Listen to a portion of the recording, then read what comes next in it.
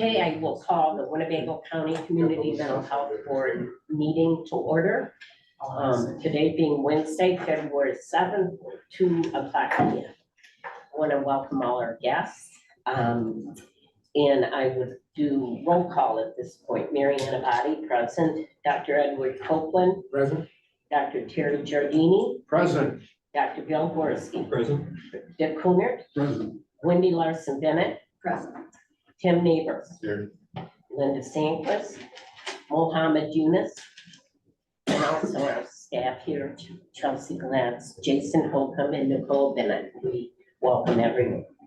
Moving on, we have a public comment this afternoon. Is the person here to give public comment? In person. That might be me. Yes, I was gonna say. Yeah, hi. Hi. My name is William Crandall. I'm here as the program manager for Boone County and Winnebago County for an organization called Live for Lolly. We're new here in the county.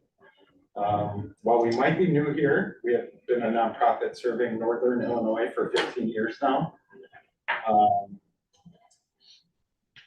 We serve individuals who use substances, people who have mental health issues, the people who love them, and the community at large.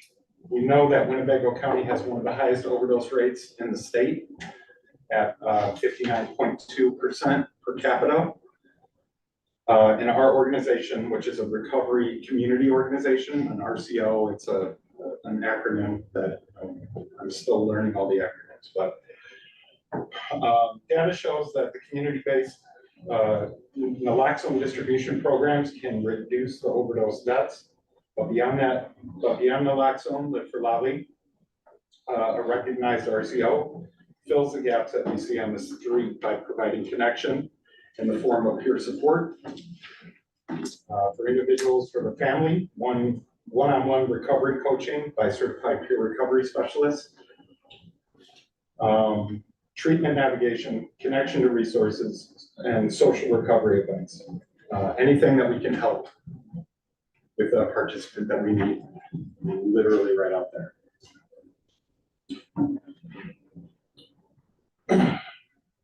As Johann Hari so eloquently states, the opposite of addiction isn't always sobriety, but it's connection.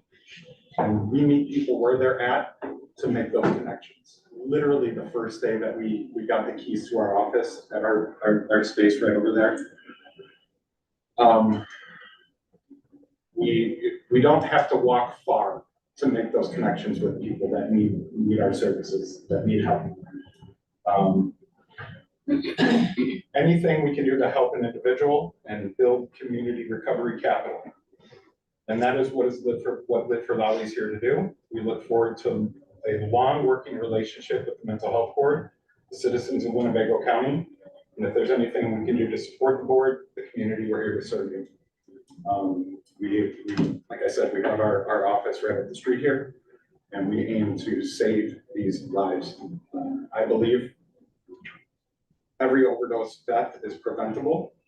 The numbers continue to go up every year. More and more people die, and I think it'd be really hard pressed to find somebody who is affected by it one way or another. I know the only reason that I'm standing here is because naloxone saved my life 3 different times 15 years ago. Whether it's a family member, somebody close to us, someone we care about, a son, a brother, a nephew. This problem is not getting better. And we think that we need to think about outside of the box on how we can change it. And that's all I got. Thank you. Thank you very much. We do not have any presentations today. Moving on to the monthly activity report. Jason, some highlights? Yeah, I mean, the big thing is that we're in grant season. We've received an unprecedented number of applications, which is a good thing. It means we're getting the word out about the funding opportunities. We received 31 abstracts for new programs under the core program funding. We've received 20 different interest statements regarding accelerators. 7 of those have turned into full applications. And today is the deadline for the 44 renewal programs. And we anticipate to see a number of renewals. So, we're looking at over 90 applications, from these 3 different funding opportunity pathways, I should say. So it's been a lot. I think appreciate all the board members who have contributed on the review process, Nicole for managing that, and then just to highlight the printouts that you have that Chelsea's been working on with the strategic plan now in print. Looks pretty good in print, I think. Yeah. The wrap cards, those are for general distribution. So all of you have a homework assignment. I gave you 5 each.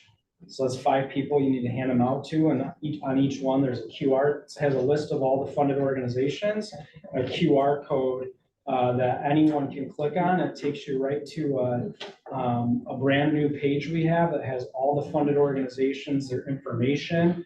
It has program entrance. So, okay, great, I know about this program. Who do I contact if I want to get an assessment or get an intake? We have that contact information now on there, and it's very mobile friendly as well. So please hand those out. Those that have chosen to attend in person today, we have some of those on the table as well if you'd like to take those back to your stakeholders. So that's kind of the big thing, and it's just moving forward, the next 2 months, it's really going to be this grant process. And then we did finalize our annual report as well for the last fiscal year. I'll give you some highlights of that when we get to the discussion section, but we've got a print order for that underway as well. Okay. Moving on to our action items, I need a motion to approve the December 2023 meeting minutes. So moved. Second. Okay, and do we have a second? Second. Okay, we have a second. Before voting or doing the roll call, You don't have to. we don't have to do it. for Not for that. this one. However, I do have an edit, and it's one of the times that Dick Huntert's name are in the minutes, there's an "in" missing, that I picked that up. So, other than that, yeah, I know, it just blew off the page at me, so with that correction, all those in favor? please say aye. Aye. Moving on to the FY 24 special conditions met. Jason, do you wanna? Yeah, there's a handful of these this month, so there's a lot of information about it in the packet. If you have questions, maybe there would be a better way for us to address it, just because there's so many of them this time. But as everyone knows, when some of these programs get funded, they're getting funded with special conditions, things that need to be met. These are the ones that we believe have been met since the last time the board has met, and you have the information in your packet about why we believe that special condition has been met. Just a question that I asked Jason off the record, with Prairie State, the legal services are broadly any civil action involving a person engaged at, let's say, I think it's Rosecrans and OSF, is eligible for mental health services or legal services through Prairie State.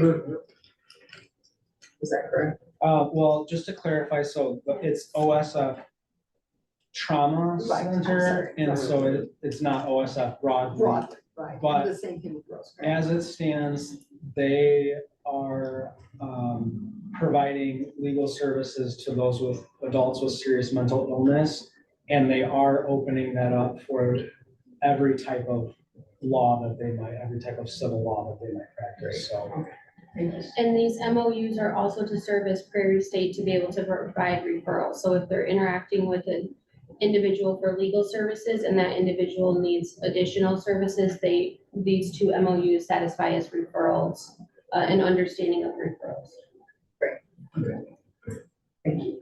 Are there any others of substance, Jason, that you would Um, Suggest we draw our attention to? Well, I will say on the NICNY side, they did contract with a national valuation and research university through Boston University Right. did. And so that's kind of cool to have that partnership. I know that their work goes back decades into the community support system and really ensuring that that case management training and that apparatus is focused around the conceptual model we're trying to build here and making sure those case managers, that the training they're being offered is really promoting the kind of connection and interconnectedness of a community support system. So I think that's a nice one to highlight as well. Appreciate that. And the Boys and Girls Club, theirs is to have designated therapists inside the club, so they have an official agreement to have therapists that are 100% designated for Boys and Girls Club now moving forward. Are those positions filled? Isn't it through Rosecrans? It's through Rosecrans. I want to say that there's 3 of the individuals that are staffed, Okay, but the agreement is new, so they're working on it though. awesome. Okay, this is an action item, Yes. so I'm going to need a motion to approve the special conditions met. Also moved. Second. Okay, any further discussion? Hearing none, all those in favor, please say.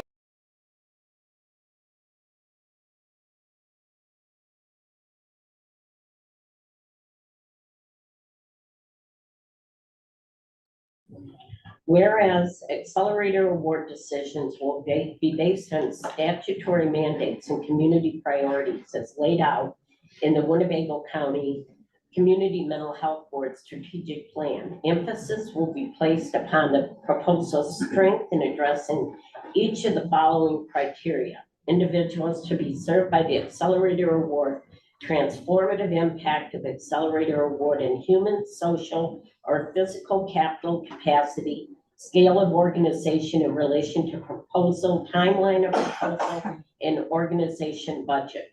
Now therefore be it resolved by the Winnebago County Community Mental Health Board as follows.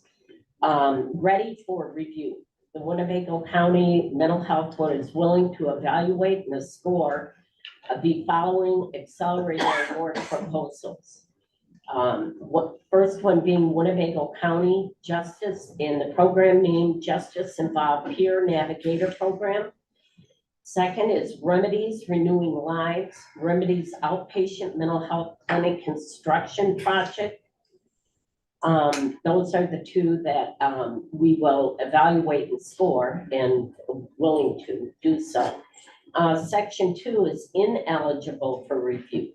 The Winnebago County Mental Health Board is not willing to review the proposal due to 1 or more reasons causing ineligibility for funding. Organization is Resilience Counseling. The name of the program is Smile Mental Health Program.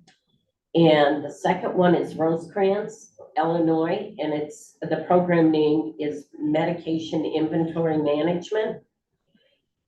Section 3, that the Winnebago County Mental Health Board is not willing to evaluate and score the following accelerator award proposals without further information. One being the Crusader Community Health, Crusader Behavioral Health Dedicated Therapeutic Clinic Space, Marshmallows Hope Nonprofit Organization, Marshmallow Hope Youth IOP, and I'm not pronouncing this correctly, Live for Lily, is that close or? Okay, Lily, all right. And it's a mobile harm reduction outreach program and recovery services. Those 3 organizations were not willing to evaluate and score without some further information. So that will be forthcoming. And those are the accelerator awards, and we will move on to the next, but we first of all have to have a proposal to approve the award. I move that we accept these decisions. Any discussion on this? Yes. The communication area into the 3 organizations needing further information, there's that's been communicated and is there a time frame around? That will be communicated pending today's decision. There are some specific things that are being requested, some of which may result in a presentation directly to the board to address those questions. Okay, and what will the time frame of those applicants? If the applicants are available, those that would present to the board, they could come in March. I don't think we have anything that's keeping any presentation scheduled for March, so it could be as soon as March. Got it, thank you. Any other questions, discussion? Okay. Yes, Tim? So after we follow up for review, will they be able to be considered for funding? Yes. Yes.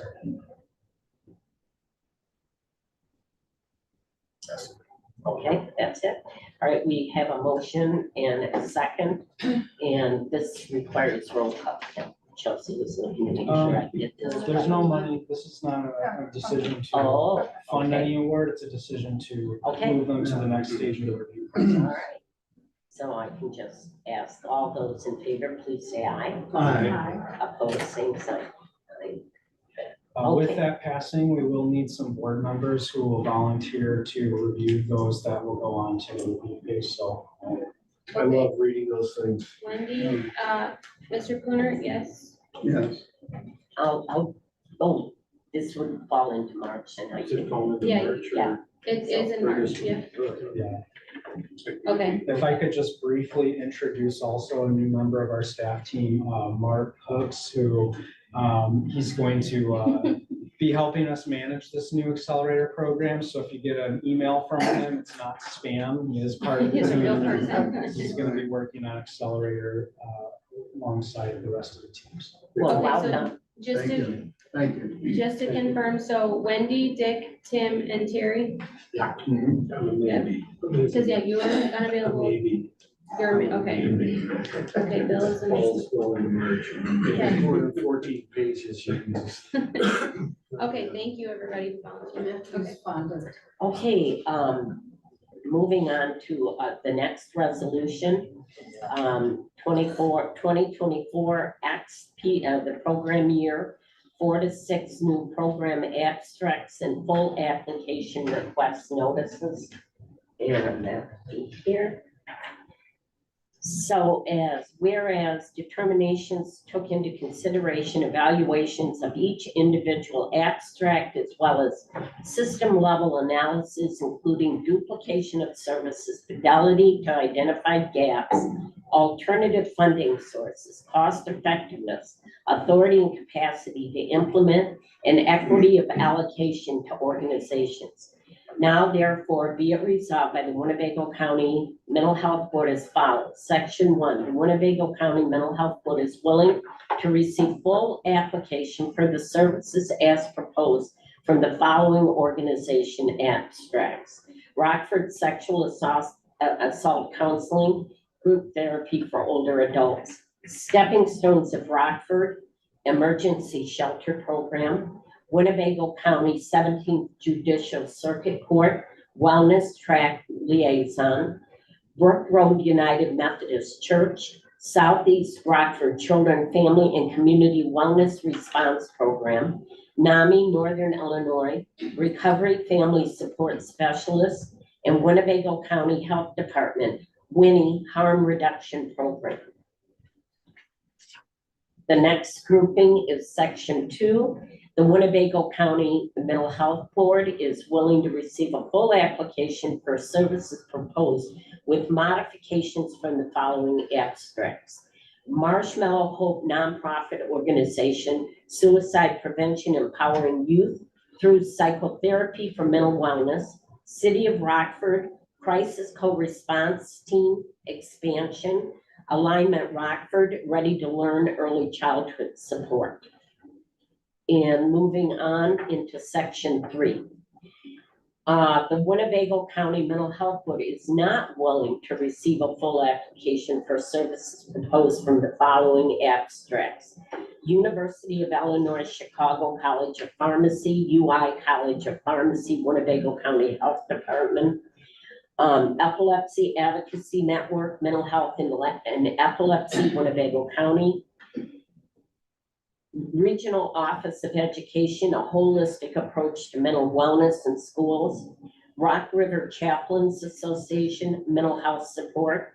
Renest Recovery Support Services, Winnebago Revive, elevating lives by creating a culture of recovery with Renest and Winnebago County Mental Health Board in Winnebago. Callie Dixon LLC, Forest City Nature Therapy in cooperation with Rewilding Rockford. Rewilding Rockford Restorative Practices for Trauma Initiative. Winnebago County Court Ordered Assessment Program. Stepping Stones of Rockford, Intensive Community Support and Outreach.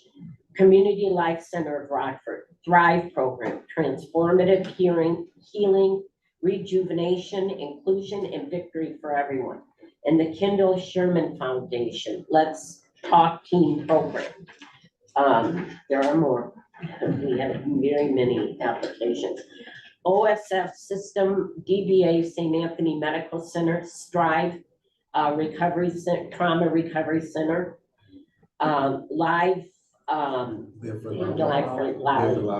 Incorporated Mobile Harm Reduction Outreach Program, Connection Therapy Center, increasing mental health treatment access via prescribing psychologists and collaborators, physician collaborators, increasing mental health treatment access via prescribing, this by psychologists and physician collaborators. Comprehensive Community Solution, alive and free.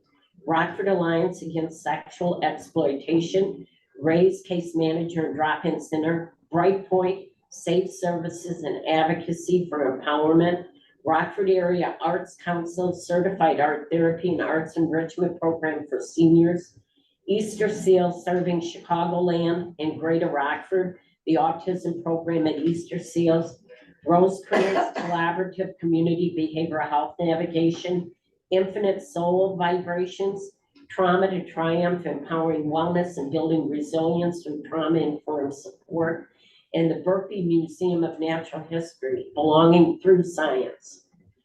Those are the number of programs that we, the abstracts were not accepted for full application. So we will need a motion to approve all sections. Dr. Gorski, Bill, okay, any discussion on this? Questions? Yeah. So will we get a printout why the programs were not accepted? Yeah, and each agency, if I'm correct, will be receiving information about why they're not, or how does that work? Yeah, there'll be follow-up emails to each of the agencies, and we can provide you the rationale and any evaluator scores or comments that you would like to. Be a good idea.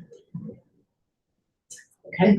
And this was still like the ranking, so we provided a score based on the things we reviewed. Mhm. And then you just ranked them based on where they finished, or was there more?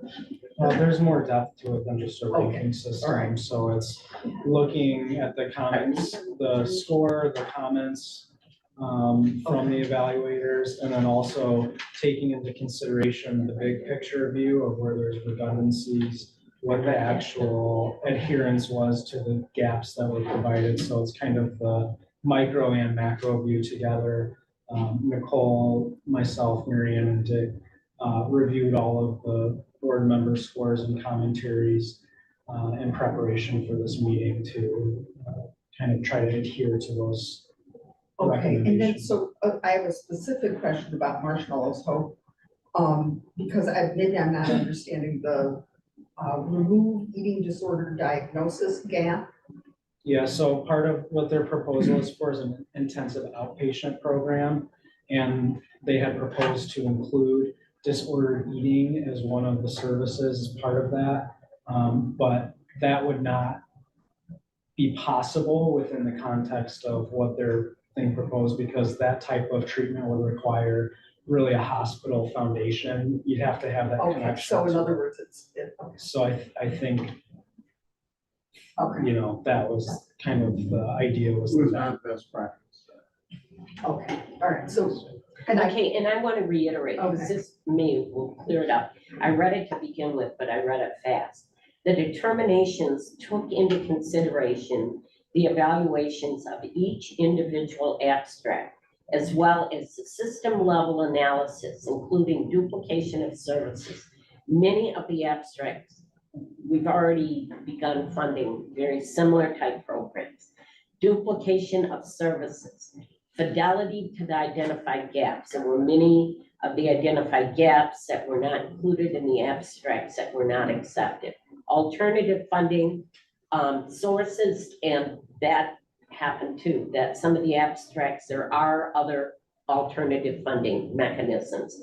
Also cost effectiveness, that was a big thing.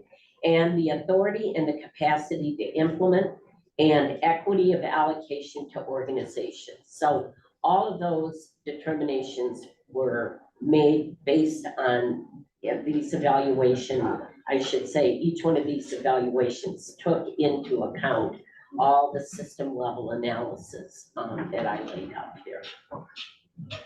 So, But general, I'm not looking for specifics, but were there any existing or funding, organizations that have existing funding who submitted a new application for whom it was recommended they combine it with? oh, and many of the Yeah. abstracts, that, yeah, that Good. So if I could provide just a technical clarification on that. There were, and we still have the opportunity to do that. Last year, we did a tiered decision-making process where new renewals came first and then new ones came later, and some of them we just merged before. This time, all of those decisions will presumably come together at the April board meeting. So at that time, the final decision could be to merge a renewal with a new and create one expanded program. Got it. right. So this resolution is giving the organizations the permission to fill out a full application. So sometimes organizations decide that they don't wish to do that, or they do wish to do that. So if somebody is willing to do that, you guys would be able to decide that later. So, we do need a motion, and did, we get the Yeah, we motion? did. So any other questions? No, hearing none. Again, we will just be able to do it as a group, so all those in favor of approving these resolutions, please say aye. Opposed, same sign. Thank you. Okay. And the discussion items are next on the agenda, the FY 23 end of the year report. Jason, do you have some? Yeah, I'm gonna just do a quick presentation here, and I sent you all in the board meeting email, is not part of the packet, but as separate, the end year report from basically what was the second year of programs. We had 30 total programs. And then I also sent you the annual report, which was for the closeout of fiscal year 23, which ended at the end of September of 2023. So we just, some of that lags a little bit because the county closes their, I think they closed their budget right at the end of December or early January. Because our expenditures, you know, we're expenditure reimbursement, a lot of our grant programs, or all of our grant programs, they spend the money, then they ask for the reimbursement for it. So if they spend money in October, they might not be submitting their reimbursement request till the end of November. And then we process that, review it.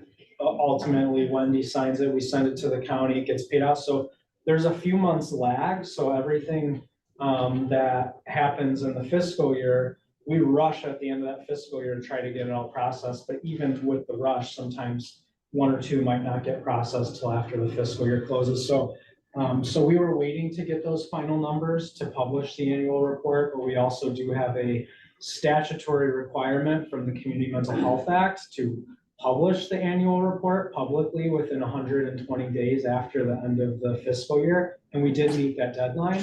and we published it in a local newspaper, a link to the report on the thing. So Chelsea always has to rush basically in January to do that, and we made it, and we put it out in the Rock River Times, which meets our statutory requirement, and it's also on the website. So let me do the screen share so viewers watching can see.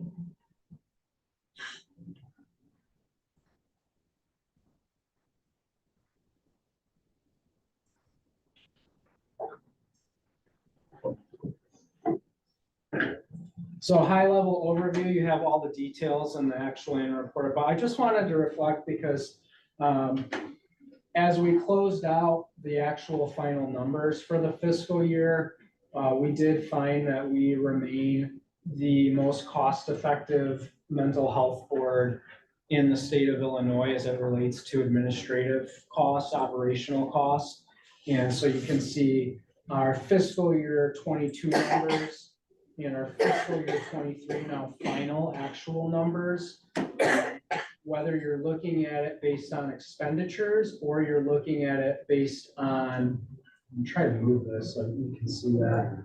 Whether you're looking at it as revenue, as a percentage of total revenue that came in, or as a total of expenditures, either way, we're still the most cost effective, and you'll see that we remain kind of less than 5% either way. And it's quite a bit lower based on revenue. Just kind of even comparing that to the fiscal year 24 budget that we had previously submitted, I know we did an amendment, we still have to bring that back because before we award additional funding, we need to increase that budget to authorize the allocation of new funds. So probably in March, we'll bring that back, but you know, we're pretty consistent there. There's not a lot of variance with where we are from year to year. When we look at program spending, so what did the actual grant programs do? We got to about 10.5 million out of the just under 15 that was awarded. And again, on expenditure reimbursement, it's really based on the ability to spend the money, which is dependent on the ability to fill positions. A large percentage of our funding is going to personnel of direct service staff. We did do a little better this year in getting close to 75% of total positions filled, and that did incrementally increase spending each month to get to that cumulative total. So we're not where we want to be fully yet, but we're getting closer and closer. And I think as we address workforce needs, that's going to hopefully help accelerate that. When we look at numbers served, at the end of the first program year, we kind of reached about 2,000 numbers, unduplicated numbers served per quarter.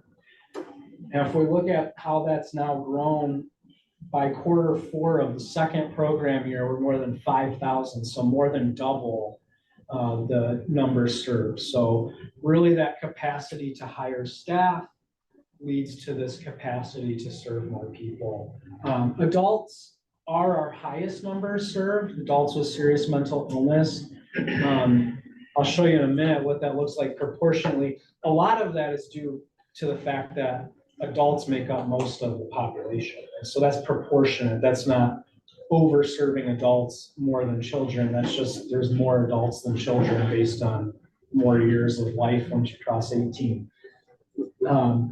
So this is what it looks like as a proportion. And here we actually see something that changed pretty dramatically from program year 2, from program year 1. I'm going to show you what program year 1 looked like.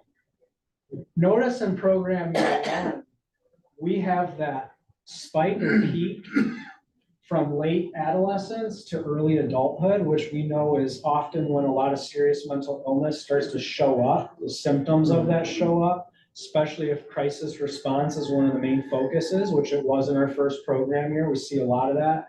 That's going to be the age bracket when a lot of that's happening.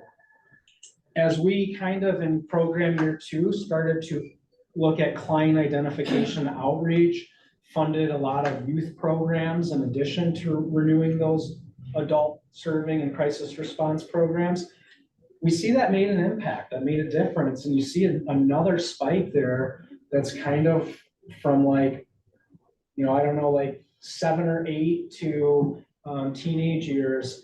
And so that really, I think, shows us that emphasis on earlier identification is happening as a result of the awards that were made from the board of that program year too.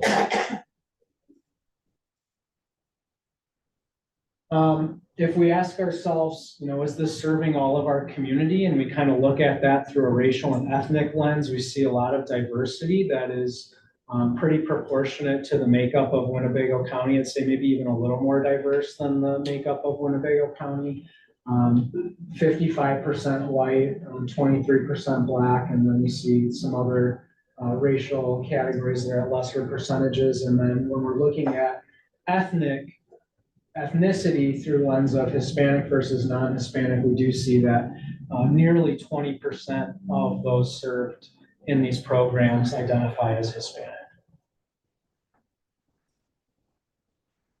And then when we look at gender, we see that is pretty proportionate, but a little bit more heavy of females being served than males. I think population county is a little more balanced, around 50-50. There is a lot of research that demonstrates I guess, more openness to mental health services from women than men. So I think that's probably the best explanation of that, but certainly something we want to keep an eye on if at some point we need to maybe target increasing services for males or doing promotion awareness efforts in that area. And then the last thing I just want to highlight, because that kind of gives you the big picture overview of aggregate numbers.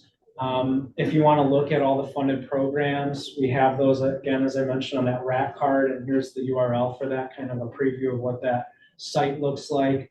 We are going to move forward with an impact report, as we did last year, that focuses not just on the data, but also integrating the stories with the data into a digestible format for general public. So we're gonna kind of move, now that we have the numbers part done, we're gonna move forward on that part and hopefully have that for the big May event like we did last year, where we get a lot of the general public in, we have all the booths set up, partnering with NAMI on that and the communications working group team, and then have some actual print material for public as well. Do we have dates on that, May? May 9th, May 9? yes. Any questions? No, that's a very nice report though. Yeah, well, done, very well. Is that sort of the gender issue? Would that be, we do a fair amount with domestic violence. Is that sort of? That could be reflected in that as well. But I would say then there's a few programs like criminal justice involved that's going to be a little bit heavier on the male side in the jail. So it's hard to say how it balances out. We could probably dig into it a little bit more and find out where the numbers are, but that's a good point. We do have a number of programs that are focusing on that population, which will be higher with female served. Okay. Great. So that annual report,